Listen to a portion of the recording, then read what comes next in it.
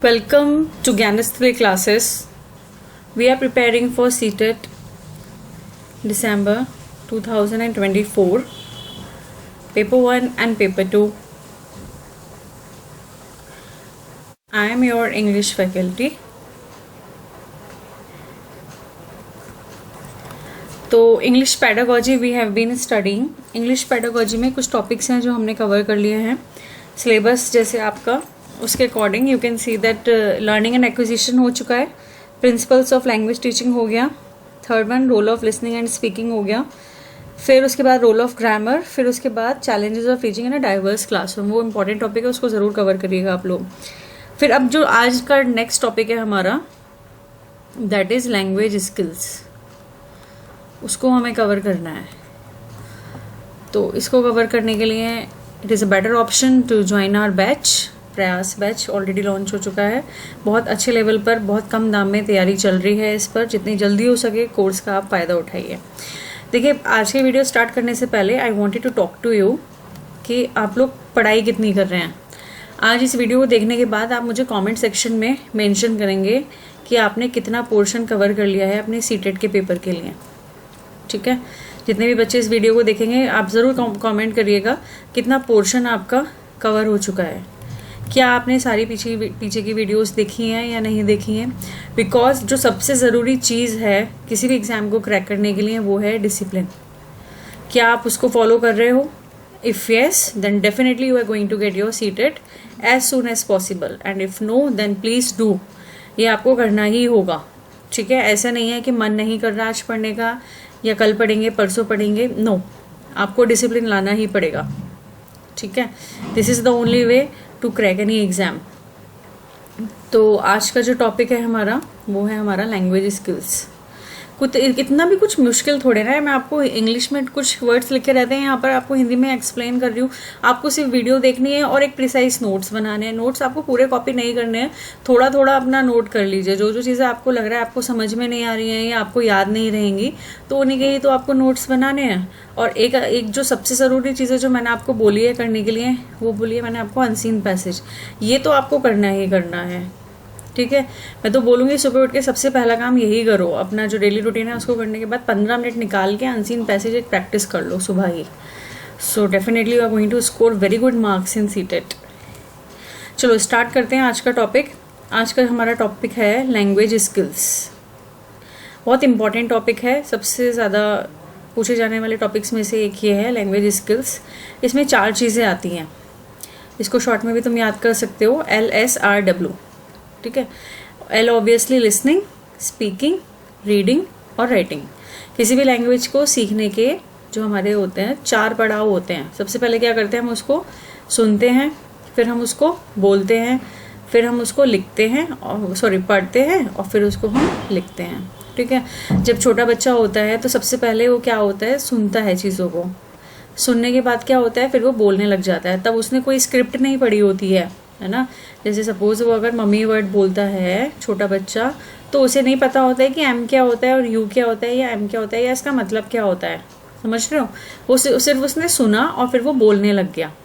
तो उसने सुन करके उसको बोला, लिखने भी लगता है. फिर बच्चा उसको जब वो नर्सरी में जाता है उसको लिखना सिखाते हैं, this is A, this is B, understanding.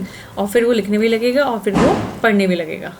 ठीक है, तो किसी भी लैंग्वेज को सीखने के हमारे 4 पड़ाव हैं. ये मैंने बात की बहुत छोटे लेवल पर, माइन्यूट लेवल पर. अदरवाइज आप इसको बड़े लेवल पे भी अप्लाई कर सकते हो. जो कोई भी मोड होता है कम्युनिकेशन का वो क्या होता है, एक होता है ओरल और एक होता है रिटन, है ना, मौखिक रूप से, रिटन रूप से. और एक और है जो मैं ऑलरेडी आपके साथ डिस्कस कर चुकी हूँ, वो है हमारी साइन लैंग्वेज, है ना. घर में तो ज़्यादातर चीज़ें जो होती है साइन लैंग्वेज से ही होती है. आप बता थोड़े ना रहे होते, हर समय बोलते थोड़े ना पूरा सेंटेंस. ठीक है, चलो आगे देखते हैं. Direction of communication. जो कम्युनिकेशन है उसका क्या डायरेक्शन रहता है. पहला लिखा है यहाँ पर रिसेप्टिव स्किल्स. ठीक है, रिसेप्टिव स्किल्स. रिसेप्टिव वर्ड जो आया है यहाँ पर वो आया है रिसेप्टर्स से. रिसेप्टर्स मतलब हमारी बॉडी में जो कुछ ऑर्गन होते हैं जो चीज़ों को रिसीव करते हैं उससे रिलेटेड है. जैसे कि लिसनिंग और रीडिंग लिखा हुआ है यहाँ पर, लिसनिंग और रीडिंग. लिसन आप किससे करते हो, ईयर से. ठीक है। रीड आप किससे करते हो? आंखों से। तो इनको रिसेप्टर्स का इसके अंदर यूज़ हो रहा है, तो इनको बोला जाता है रिसेप्टिव स्किल्स, ठीक है। दूसरा होता है प्रोडक्टिव स्किल्स। प्रोडक्टिव मतलब ऐसे समझो कि ये चीज़ आपने सीखी और फिर ये क्या हो गया, उसका प्रोडक्ट बन गया, है ना। मतलब यहाँ पे जो है आपके पास रॉ मटेरियल है और यहाँ पे क्या हो गया, यहाँ पे उसका प्रोडक्ट तैयार हो गया। प्रोडक्टिव स्किल में क्या लिखा है? स्पीकिंग लिखा है और क्या लिखा है? राइटिंग लिखा है। सुनोगे, सुनने के बाद बोलने लग जाओगे। ये रॉ मटेरियल था, यहाँ पे क्या हो गया, प्रोडक्ट तैयार हो गया। यहाँ रीडिंग हुई और यहाँ पे राइटिंग हो गई, ठीक है। तो ये इस तरीके, इसमें एमसीक्यू भी बन सकता है। 4 ऑप्शन आपको दे देंगे, आपको बोलेगा कि which one is the receptive skill, ठीक है। तो रिसेप्टिव में याद रखना है आपको लिसनिंग है और रीडिंग है, प्रोडक्टिव में स्पीकिंग है और राइटिंग है। चलो अब इस लिसनिंग स्किल्स को थोड़ा ध्यान से पढ़ते हैं। Language is acquired through the skill of listening. Obviously listening is not the only skill of listening, but listening to the speaker or the speaker and taking its meaning in the same way as that thing is being expressed is called listening skill, ठीक है। This is very important. Listening का मतलब खाली ये नहीं है कि आपने सिर्फ सुनते, तो हम दिन भर में बहुत सारी चीज़ें हैं, ठीक है। यहीं पे एक वर्ड आ जाता है हियर और लिसन में अंतर क्या है। सबकॉन्शियसली भी बहुत सारी चीज़ें सुन रहे हैं। ये सपोज आप ये वीडियो भी अगर देख रहे हो तो आसपास बहुत सारी आवाज़ें आ रही होंगी आपको, तो जो आपको जो आवाज़ें आ रही है ना, वो सब आप हियर कर रहे हो, और जिस पे आपका ध्यान है ना, जो बात मैं बोल रही हूँ उसको आप एग्जैक्टली समझ पा रहे हो, दैट इज ओनली लिसन। लिखा है ना, देखो, but listening to the speaker और the speaker and the taking its meaning in the same way as that thing is being express. उसी तरीके से, उसी वे में उस चीज़ को समझना जिसमें वो एक्सप्रेस की जा रही है, उसी को ही लिसनिंग स्किल कहा जाता है। कई बार क्या होता है, आप बोलना कुछ और चाहते हो और सामने वाला कुछ और समझता है, ठीक है, तो वो लिसनिंग स्किल नहीं है वहाँ पर। लिसनिंग स्किल आपने जिस वे में बोला, आप जो मैसेज कन्वे करना चाहते हो वही मैसेज अगर कन्वे हो रहा है, that is called listening skill, ठीक है। तो हियर और लिसनिंग में आई होप आपको अंतर समझ में आ गया होगा। दूसरा देखते हैं स्पीकिंग स्किल। स्पीकिंग स्किल में क्या आएगा? टू एक्सप्रेस आर पॉइंट और thoughts in front of others, ठीक है। अपने जो पॉइंट ऑफ व्यू है या हमारे जो थॉट्स हैं दूसरों के सामने उन्हें प्रस्तुत करना इज कॉल्ड स्पीकिंग स्किल, ठीक है। Not reading, speaking skill. If you understand the matter well and it has an effect on it, then it is an example of good speaking skill. What does it mean?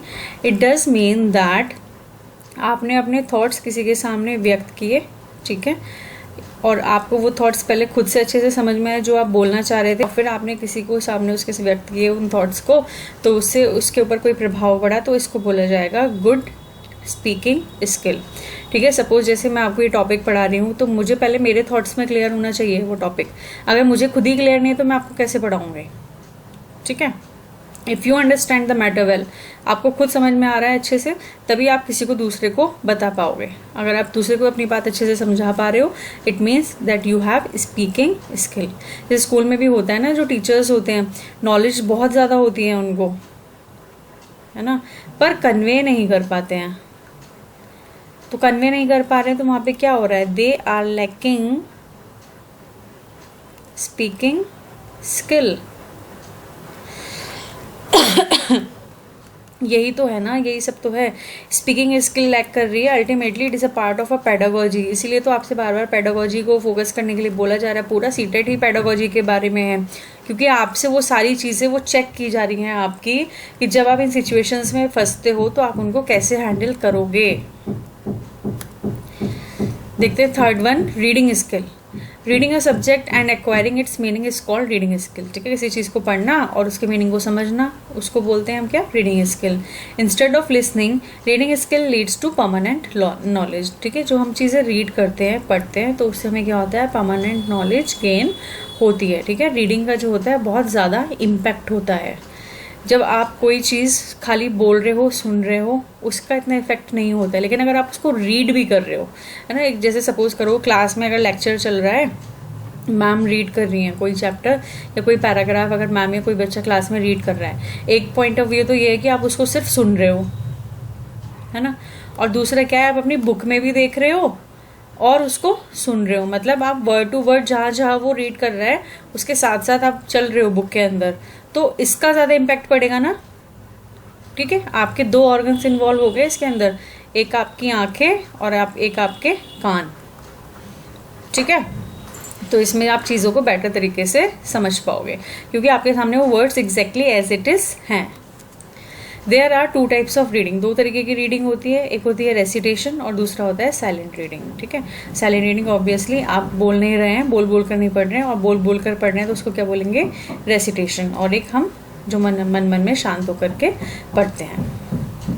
4th one, writing skill हमारी, expressing your thoughts और things by writing. ठीक है, लिख करके अपने विचारों को व्यक्त करना is called writing skill. In this skill the language is stabilised and spelling और correctness is given utmost importance. ठीक है, राइटिंग स्किल में क्या होता है, किस चीज़ को इंपॉर्टेंस दी जाती है, जो स्पेलिंग है उनको, और करेक्टनेस को। करेक्टनेस का मतलब यहाँ पर है ग्रामर से।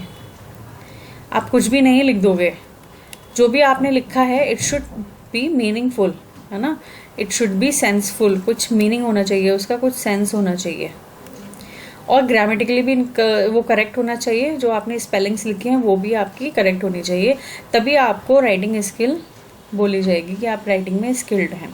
जैसे कि स्कूल में बहुत सारी चीज़ें होती हैं, जब आप पढ़ाओगे भी इंग्लिश में, आर्टिकल राइटिंग कराओगे, पैराग्राफ राइटिंग होती है, बच्चों को कराते हैं, पैराग्राफ राइटिंग हो गई, और क्या क्या होता है, रिपोर्ट राइटिंग होती है।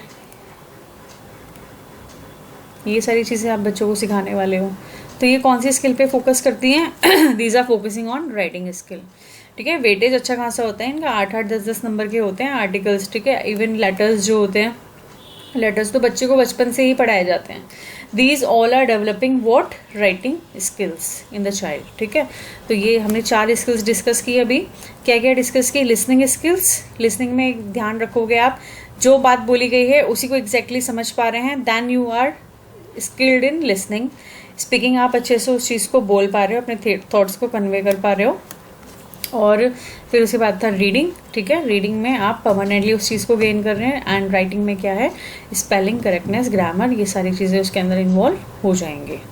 ठीक है, तो स्किल्स का पोर्शन हुआ कवर। अब आगे देखते हैं। लिसनिंग में सिचुएशंस क्या क्या होती हैं, इंटरेक्टिव, ऑब्वियसली आप सुन रहे हो और आप जवाब भी दे रहे हो।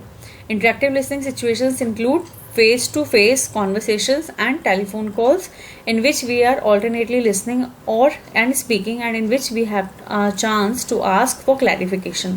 आपके पास मौका है चीज़ों को पूछने का, क्लियर करने का कि ये सही है या गलत है। Repetition and slower speech from a conversation partner. जैसे कि सपोज मैं आपको पढ़ा रही हूँ, है ना, मैं जल्दी बोल रही हूँ, तो आप ना मुझे रोक सकते हो, आप बोल सकते हो कि मैम थोड़ा धीरे पढ़ाइए। मैं आपको कुछ डिक्टेट कर रही हूँ अगर, है ना, आप सामने बैठे हो, आप लिख रहे हो, मैं जल्दी बोल रही हूँ, तो you can just tell me कि मैम थोड़ा धीरे बोल दीजिए, है ना, थोड़ा तेज़ आवाज़ में बोलिए, हमें आवाज़ कम आ रही है। तो ये सब चीज़ें जब आप बोल रहे हो, दैट इज़ इंटरेक्टिव, इसमें आपका भी ओपिनियन मैटर करता है। ठीक है, that is interactive listening situation. Second one, non interactive. Some non interactive listening situations are listening to the radio. Radio में तो आप अपना विचार नहीं बता सकते ना, टीवी हो गया, फिल्म्स हो गए, लेक्चर्स हो गए, सर्मन्स हो गए। सर्मन्स का मतलब होता है प्रवचन, सिर्फ आप सुन रहे हैं, you can not give your opinion over there. In such situations we usually don't have the opportunity to ask for clarification, slow speech और रेपिटेशन। ठीक है, आप बोल नहीं सकते हो कि आप धीरे बोलिए, आप फिर से बताइए आपने क्या बोला, या फिर इसको रिपीट कर दीजिए, जैसा कि स्कूल्स में होता है। तो इसने स्कूल्स में किस तरीके की लिसनिंग सिचुएशन होती है, इंटरेक्टिव। ठीक है, स्कूल्स में किस तरीके की लिसनिंग सिचुएशन होती है, interactive. Now speaking situation again interactive, जिसमें क्या हो गया, फेस टू फेस हो गया, है ना। Telephone call is also a part of interactive speaking situation as well as interactive listening situation. ठीक है, टेलीफोन कॉल को मत भूल जाना, उसमें खाली ये नहीं है कि आप सामने ही हो बस, आप अगर अपनी राय रख रहे हो तो इंटरेक्शन हो रहा है। पार्शली इंटरेक्टिव में क्या आ जाएगा, you are giving a speech to a live audience where the convention is that the audience does not interrupt the speech. ठीक है, इसमें आप हो लेकिन आप अपना ओपिनियन नहीं रख सकते हो। सामने हो but you can not give your opinion, that is partially interactive. And last one non interactive. ठीक है, नॉन इंटरेक्टिव जैसे यहाँ पे था, नॉन इंटरेक्टिव वही है है ना. नॉन इंटरेक्टिव में मतलब आप हो ही नहीं वहाँ पे. Some speaking situations may be totally non-interactive, such as when recording a speech or for a radio broadcast. जैसे मैं भी रिकॉर्ड कर रही हूँ तो you are not here ना, तो that is non-interactive. But it can become interactive if you will write your problems, your doubts in the comment section, and I am replying to you. Or if I come live, then it will become interactive section. Now see the next portion जो है reading का. Reading में क्या है? Silent reading. Reading written material silently without sounding is called silent reading. इस तो मुझे बताने की भी आपको ज़रूरत नहीं है, already know this. Aloud reading when you are reading it loudly. ठीक है, तो आपका LSRW का टॉपिक आज होता है कवर. देखो इन चीज़ों से जितना भागोगे आप उतनी मुश्किल लगेंगी. आप वैसे अगर लेके बैठोगे ना सिलेबस पेडागोजी का, आप देखोगे अरे ये तो क्या है, ये कैसे होगा. लेकिन once you are seeing the videos, आप वीडियो देख रहे हो, आप सिर्फ सुन रहे हो, लिख रहे हो, देख रहे हो, समझ रहे हो, एंड चीज़ें कितनी स्मूथ है. कुछ था क्या इसमें इतना मुश्किल? नहीं था ना. इजी कैसे हुआ? जब आपने देखा, सुना, समझा. तो हमने बात की लिसनिंग स्किल के बारे में, speaking skill, reading and writing. ठीक है, लिसनिंग जो आप बात बोलो एग्जैक्टली वो उसको समझ पाए, लिसनिंग स्किल. स्पीकिंग स्किल क्या है? अगर आप अपने पॉइंट ऑफ व्यू को अच्छे से दूसरे को एक्सप्लेन कर पा रहे हो, that is speaking skill. Reading जब आप ठीक से पढ़ पा रहे हो, उसके जो मीनिंग है उसको आप गेन कर पा रहे हो. ठीक है, तो that is reading skill. Writing में क्या आ जाता है? ग्रामर भी आ जाता है. ग्रामर आ जाएगा, स्पेलिंग्स आ जाएंगी, ये ध्यान रखना. ठीक है, तो आई होप आज आपने कुछ नया सीखा होगा. कमेंट्स में आप मुझे ज़रूर बताएंगे कितना पोर्शन आपका कवर हो चुका है, कितनी तैयारी आपकी हो गई है, कौन से एरियाज़ हैं जो आपके लैक कर रहे हैं, so that I can guide you. But definitely आप अगर वीडियोस देख रहे हैं, आपका सीटेट होना ही चाहिए. जितनी जल्दी हो सके उसको क्लियर कीजिए. थोड़े से एफर्ट्स बढ़ा दीजिए क्योंकि पेपर आपका पास आ गया है. आई नो फेस्टिवल्स हैं, टाइम थोड़ा कम मिलेगा, बट करना तो पड़ेगा, है ना. थोड़े से एफर्ट्स बढ़ाइए अपने. एंड अगर आपको वीडियो पसंद आए, do like it and share it with your colleagues so that the other people can take also advantage of that. And do subscribe our channel ताकि आपको और अपकमिंग वीडियोस मिल सकें. ठीक है, चलिए, आई होप आपने आज कुछ नया सीखा होगा. I wish you a good day. Thank you.